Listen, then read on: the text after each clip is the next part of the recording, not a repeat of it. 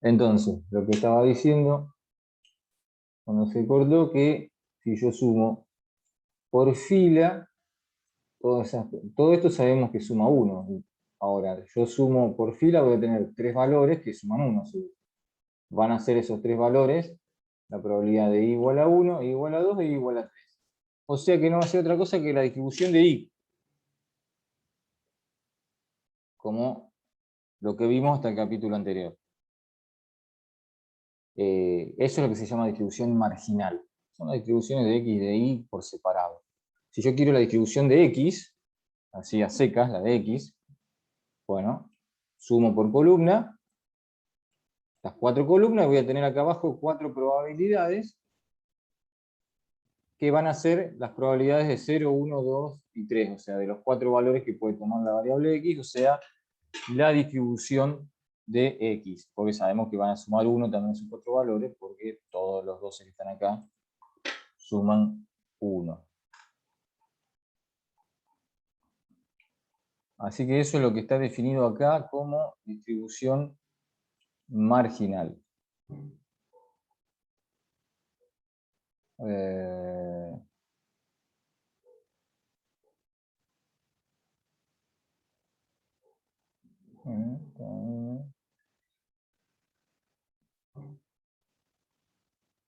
Acá está, ahí habla de una sumatoria, bueno, es eso, sumar por fila por columna. Entonces la probabilidad de x igual a 0, sumo los 3 pares. Fíjense cómo uno puede escribir la conjunta. Cuando yo decía la probabilidad del par 0, 1, es como una intersección. No lo mencioné yo, pero cuando yo estaba diciendo, bueno, la probabilidad de que la x valga 2 y la y valga 3. Es una intersección. X igual a 2, intersección y igual a 3. O sea, las conjuntas son todas intersecciones. En este caso, son las conjuntas donde x vale 0. x0 e y1, x0 e y2, x0 e y3. Cuando yo sumo esas 3 cosas, estoy obteniendo la probabilidad de x igual a 0. Así que, bueno, no está hecho el cálculo acá, pero acá habíamos visto para este ejemplo que la probabilidad de x igual a 0, por ejemplo, es 0,05 más 0,03 más 0,02, que eso me da 0,1. 0,1 es la probabilidad de x igual a 0. Y así puedo sacar las 4 probabilidades. Y para la continua voy a tener que integrar en una de las dos variables, o sea, todas cuestiones ahí matemáticas con integrales, que no tiene tanto sentido entrar en esos detalles para las continuas. Pero rápidamente uno puede decir que si yo integro la función de densidad conjunta diferencial y, bueno, estoy obteniendo la marginal de x y viceversa. Bueno, las distribuciones condicionales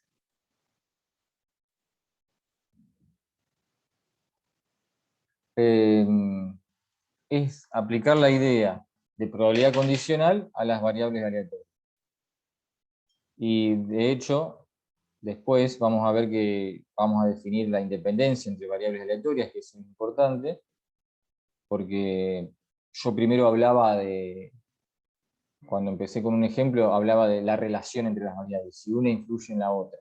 Así que vamos a definir independencia, por ejemplo, cuándo son independientes, o sea, cuando no hay relación entre las variables, son independientes, se va a decir. Y vamos a usar una idea que viene de los sucesos, es decir, cuando vimos en el capítulo, en la unidad 2, distribución, o sea, perdón, probabilidad condicional, y después definimos independencia entre sucesos, ahora lo mismo podemos decir distribuciones condicionales y después la independencia entre las variables. Bueno, entonces acá, recordamos lo que era la probabilidad condicional, y ahora simplemente reemplazamos los sucesos A y B por x igual a x e y igual a y. O sea, dos números son, la x chiquita un número, la y chiquita otro número. Entonces,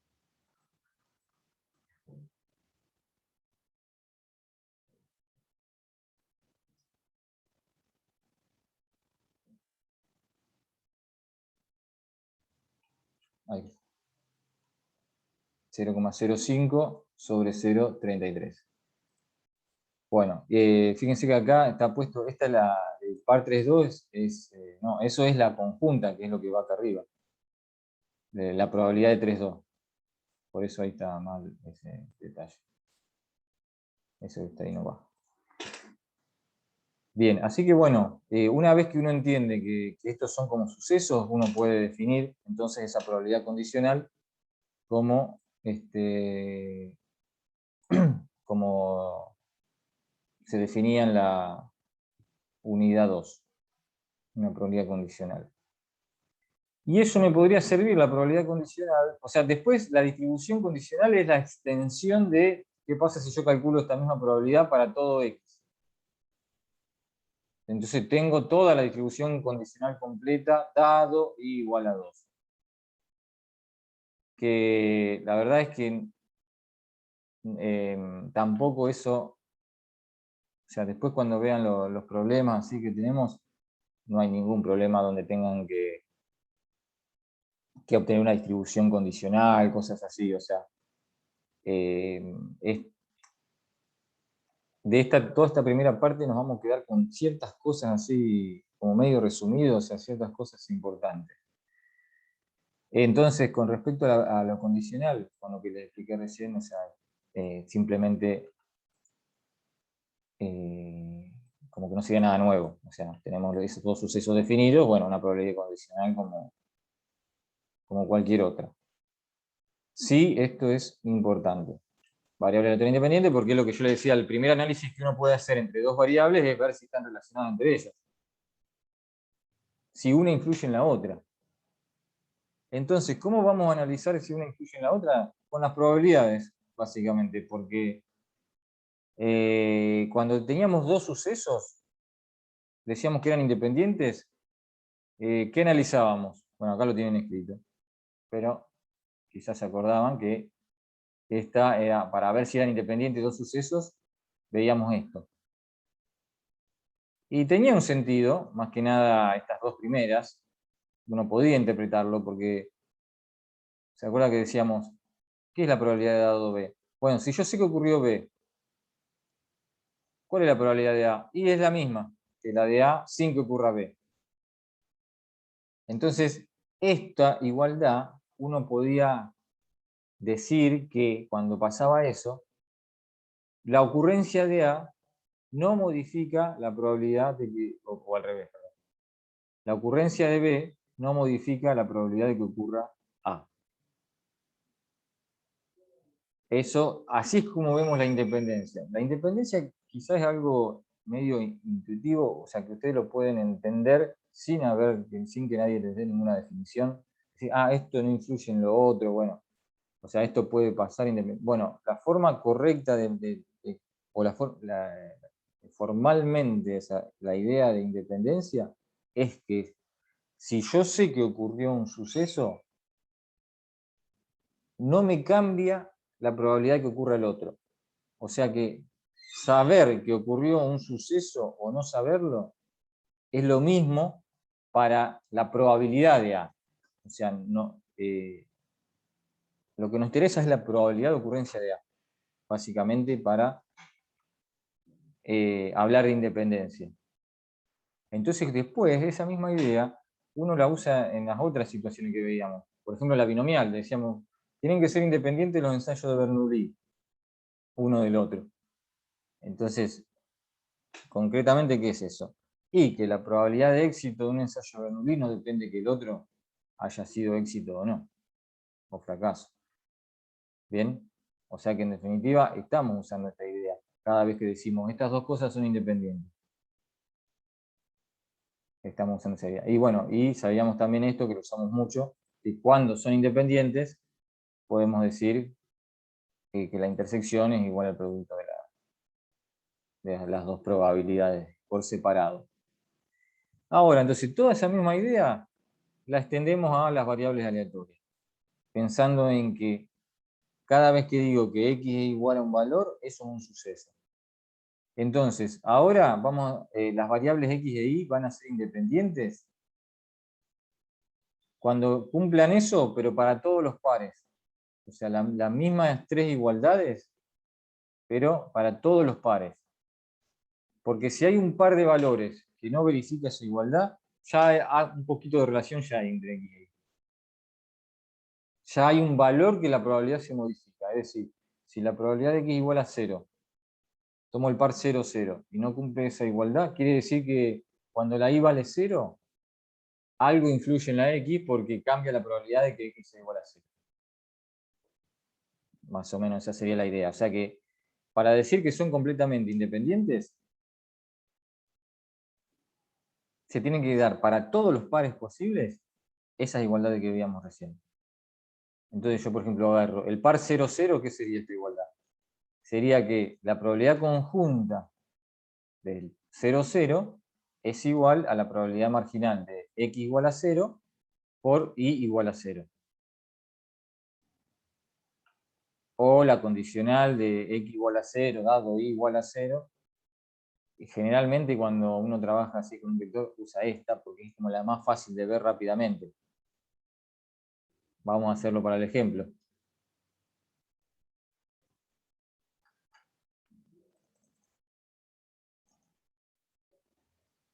Agarro el par 0, 0. ¿Cuál es la probabilidad? No existía el par 0, 0. El par 0, 1 sería el más chico, los valores más chicos. Bueno, 0,05. Entonces, esa es la conjunta. Y las marginales, por separado, sería la probabilidad de X igual a 0 por un lado, que decíamos que sumamos toda la primera columna, me daba 0,1, y la de Y igual a 1, que es toda la fila, que fíjense que eso me da 0,2. Entonces agarro y digo, bueno, vamos a tomar ese par y hago el cálculo. La probabilidad. Esto se puede escribir resumido, o sea, yo puedo escribir así. Usando la simbología del capítulo anterior, tendría que escribir así. Probabilidad de X igual a 0. Acá una coma, una intersección, Y igual a 0. Esta es la conjunta. Cuando nosotros ya definimos la probabilidad conjunta en este capítulo, uno puede simbolizarlo así. P de 0, 0. Y ya se entiende que eso es la probabilidad conjunta del par 0, 0. Bueno, esa probabilidad es 0,05. Y después, por separado, ¿qué sería? La probabilidad de X igual a 0. Esa se puede simbolizar como la marginal de X, que es así, una P sub X de 0. Es una forma de simbolizar esa misma probabilidad. O sea que el subíndice acá me está diciendo que es la marginal de X. Acá también se puede escribir un subíndice, que es la conjunta. Si no dice nada, ya entendemos que, como vemos acá un par de valores, ya entendemos que esta es la conjunta. Y acá sí hay que ponerle porque si no uno no sabe si se trata de la X o de la Y. Si yo tengo un solo valor acá. Entonces en este caso P sub X de 0 era 0,1. Miren que yo sigo escribiendo 0 y el 0, la Y igual a 0 no existía. Era 1.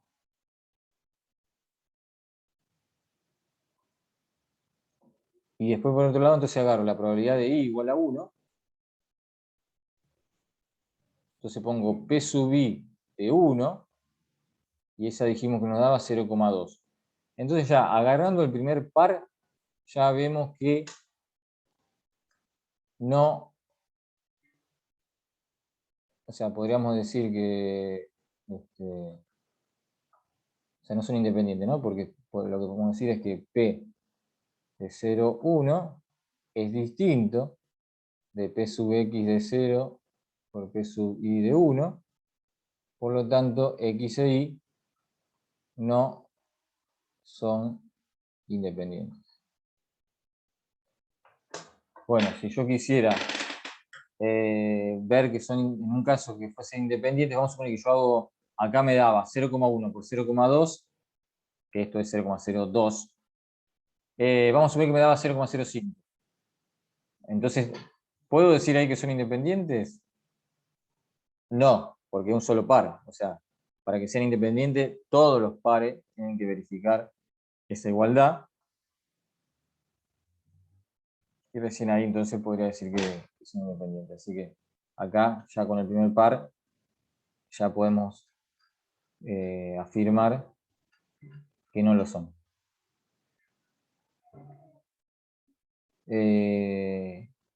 Bueno, para las variables continuas, algo similar con las funciones de densidad, que eso no importa cómo se define para las continuas. A ver, acá hay alguna que otra actividad. Y ya viene el punto 8. Fíjense qué rápido que se pasaron los primeros 7 puntos, que es más bien corto todo eso. Y les voy a agregar algo que en el apunte está al final, pero no tiene mucho sentido que esté al final. Es una forma de quien lo escribió que quería definir otras cosas primero para recién hablar de esto.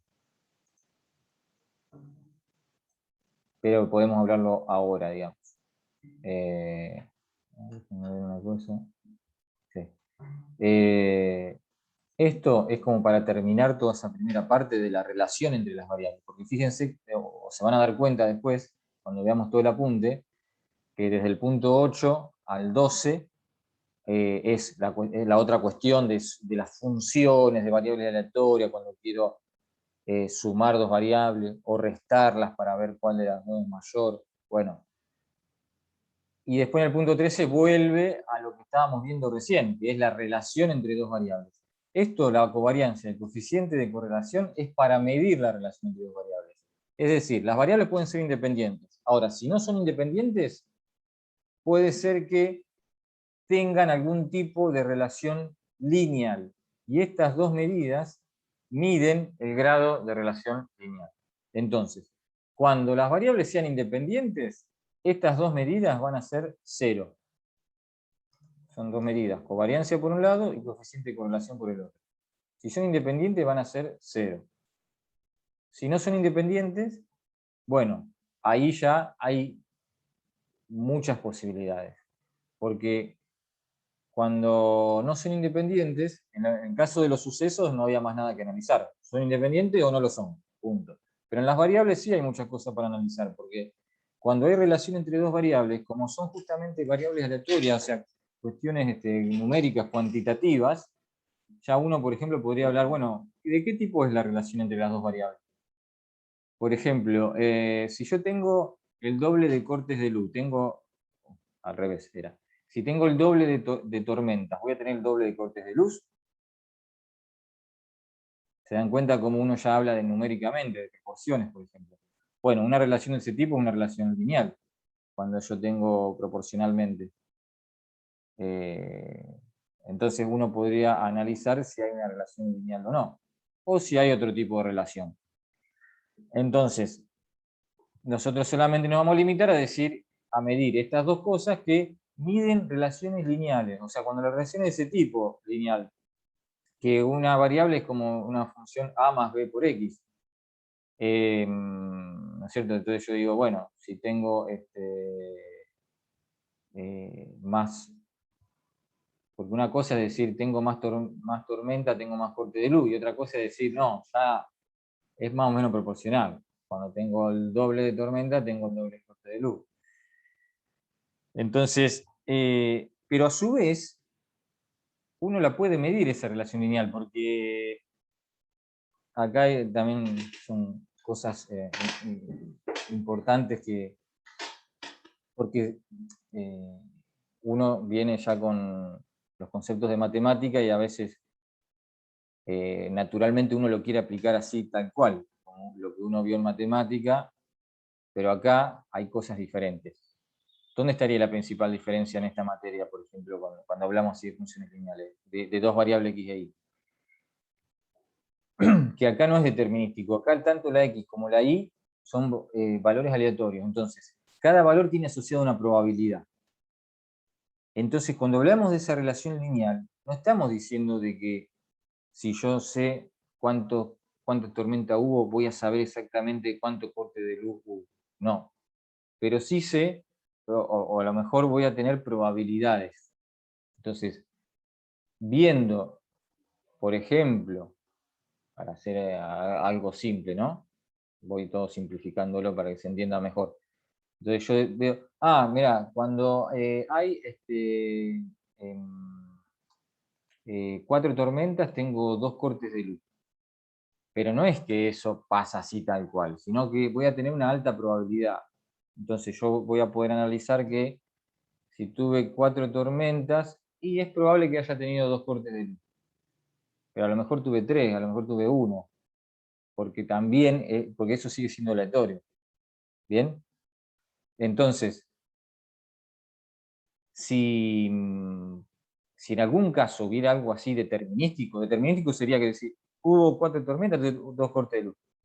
Punto. Y no hay otra opción. Eso es determinístico. Bueno, también ahí, pero estos valores me darían máximos. O sea, por ejemplo, el coeficiente de correlación varía entre -1 y 1. ¿Cuándo vale 1? Un caso así determinístico, donde si yo le doy un valor a X, sé cuánto vale la Y. ¿Por qué? Porque es una función matemática determinística. Y igual a por X más B. Pero acá no va a pasar eso. O sea, sería un caso así muy raro, o como ideal, que el coeficiente de correlación valga 1 o -1. Pero puede valer un coeficiente de correlación 0,9, 0,8. Y entonces serían esos otros casos que yo le decía, ¿qué es lo que está en el medio entre que no haya nada de correlación o que la correlación sea 1? ¿Qué hay en el medio? Y otras probabilidades. Por ejemplo, que, como yo le decía, que yo sé que si hubo 4 tormentas, hay una alta probabilidad de que sea 0,8 de que haya 2 cortes de luz. Pero también tengo una probabilidad de 0,1 de que haya 3 cortes de luz. Es decir,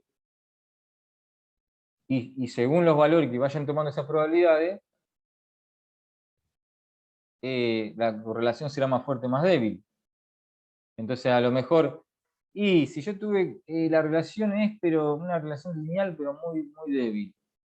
Porque cuando, o sea, si tuve 4 tormentas, bueno, sí, es un poquito más probable que tenga 2 cortes de luz, qué sé yo, 0,4, pero tengo una probabilidad de 0,3 de que haya 3 cortes.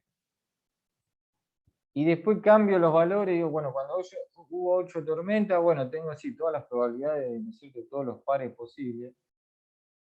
Y uno ve como una relación, porque no es lo mismo si hubo 8 tormentas que hubo 4 tormentas. O sea, cuando hubo 8 tormentas tengo más probabilidad de que haya más corte de luz. Pero no hay tanta diferencia, bueno, ahí va a ser una relación más débil. ¿Bien?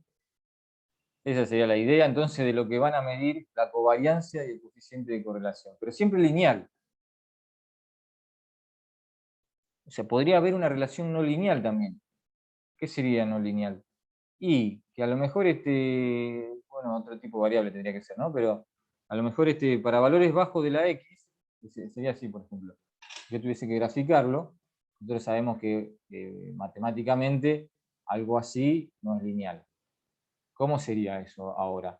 Y que a lo mejor tengo ahí pares, siempre hablando de variable discreta, ¿no es cierto?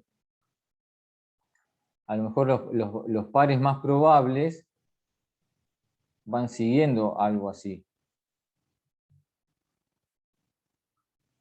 Pero no es determinístico. También otros pares tienen probabilidades. Otros, vamos, los hago así como más chiquitos, los que son menos probables. Entonces los más probables son estos que están acá. Bueno, ahí no hay una relación, pero no lineal. Ahora, si los valores más probables, los pares más probables, están ubicados así, obviamente va a ser una relación lineal. Los otros pares también tendrán probabilidades más bajas. Entonces, acá el coeficiente de correlación me va a dar alto. Y la covariancia también. En bajo. 0 vamos a poner. Aunque haya una relación así, pero como no es lineal, baja y después sube, me va a dar 0 ese coeficiente. Entonces, viendo bien, bueno, cómo las características de esas dos medidas. El coeficiente de correlación vendría a ser como la covariancia como estandarizada entre -1 y 1. O sea, la covariancia puede variar desde menos infinito a más infinito. O sea, y depende de la unidad de la variable. Capaz que yo estoy, los valores esos, como en el ejemplo eran 1, 2, 3, podrían haber sido 1 millón, 2 millones, 3 millones, y la covariancia me daba millones, por ejemplo. O a lo mejor la covariancia me da 1,2 o me puede dar 1,2 millones, digamos. Entonces, por eso no tiene límites de variación. En cambio, el coeficiente de correlación es como que lo estandarizo y pasa a variar entre -1 y 1. Entonces, ahí sí tengo como una magnitud que puedo decir esto es grande, esto es chico. Esa sería la diferencia entre una y otra. Esta es la definición de la covariancia.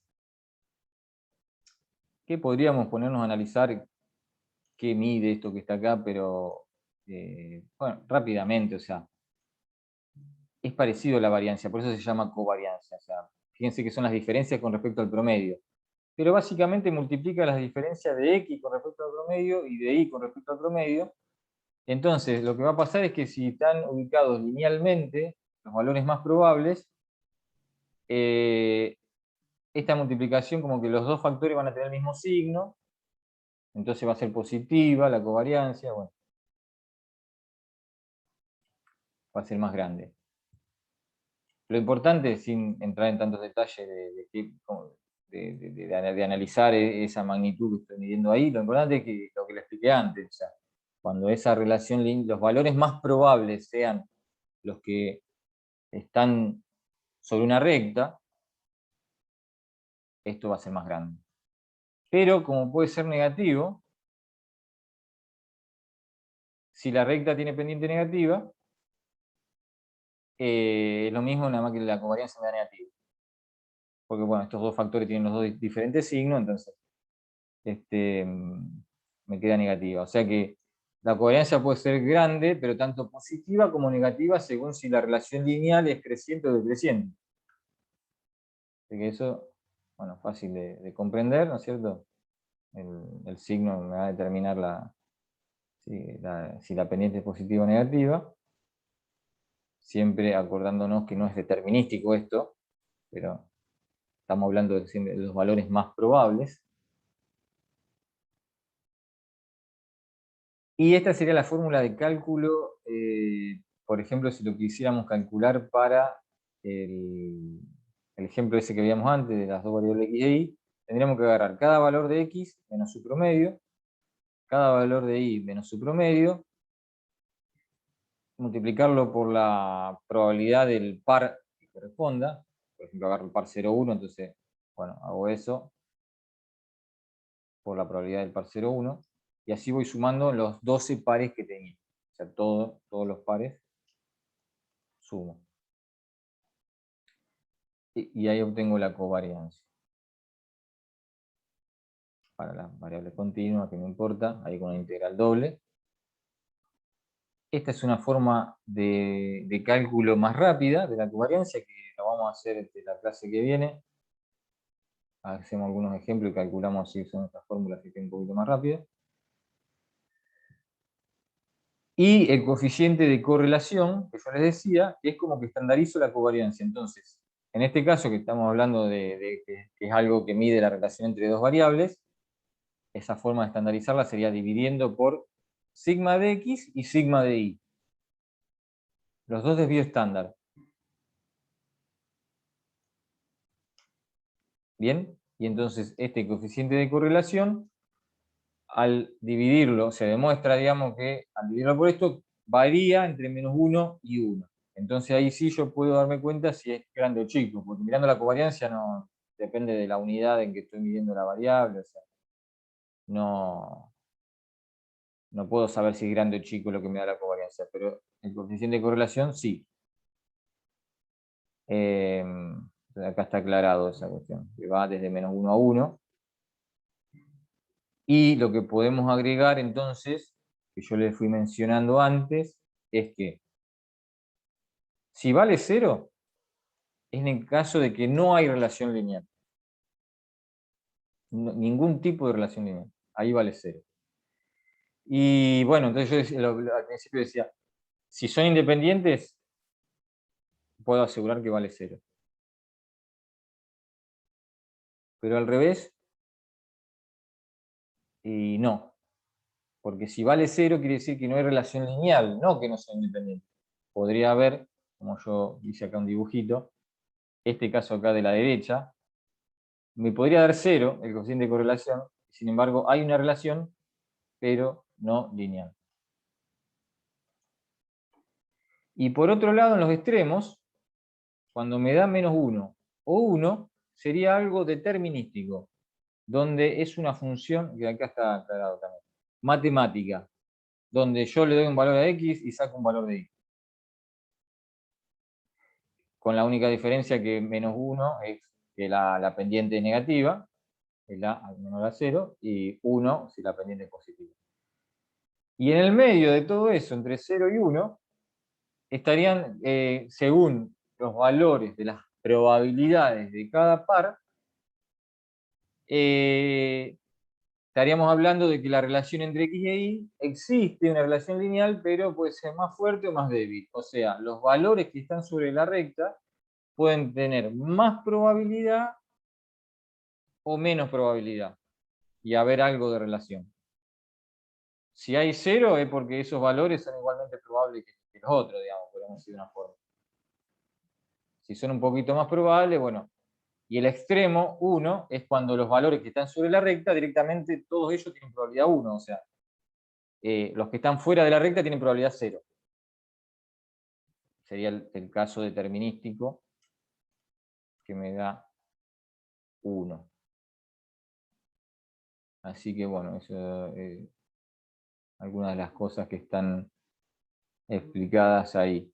Bueno, esta es la fórmula de, porque lo que veíamos antes era como una definición, la covariancia dividido el desvío estándar de X, bueno, acá todo está todo desarrollado, esto sería el desvío estándar de X, lo que está acá, esto es el desvío estándar de Y, y esto era la covariancia de arriba entre X e Y. Acá me parece que hay algún dibujito. Bien.